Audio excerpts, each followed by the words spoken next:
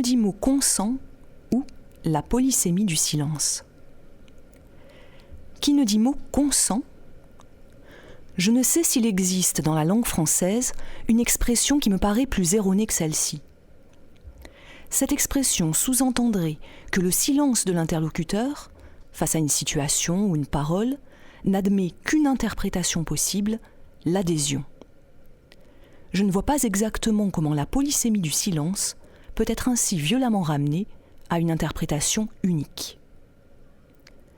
En effet, qu'en serait-il si en tant que professeur, je prenais au pied de la lettre ce proverbe ? Que se passerait-il si j'interprétais le silence de mes élèves comme un consentement ou une pleine adhésion au cours que je transmets ? Je me leurrerais probablement sur la qualité d'écoute qui est la leur. Non, qui ne dit mot ne consent pas forcément. Le silence appelle à une prise en compte bien plus subtile. Et si j'essayais de deviner ce qui se cache sous le silence de ceux qui, en classe, ne pipent mot ?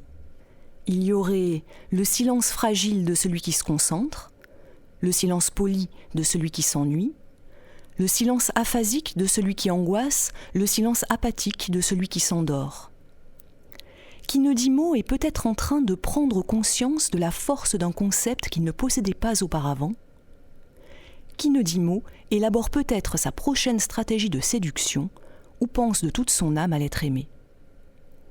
Enfin, il y a aussi, probablement, le silence avide de celui qui veut comprendre la profondeur des choses, le silence épais de celui qui souffre, le silence hypnotique de celui qui suit avec attention sur le tableau blanc le point lumineux du laser rouge.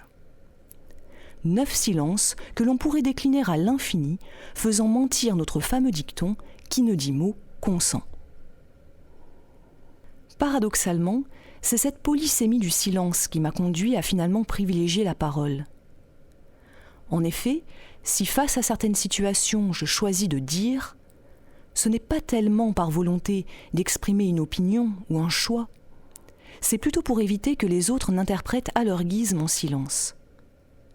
Pour cesser d'être le réceptacle passif des interprétations et des projections que les autres ne manqueront pas d'amener. Si je choisis de dire en somme, c'est pour opposer à la polysémie du silence une parole univoque. En réalité, chacun a sa propre raison de garder le silence. Une raison inconsciente ou secrète, cachée au plus profond des replis de l'individu, qui ne se livre pas aisément, ne se donne pas à lire ou à interpréter facilement.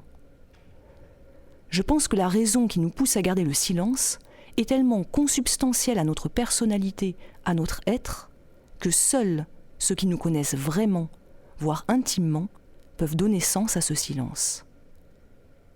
C'est pourquoi je te demande une dernière chose.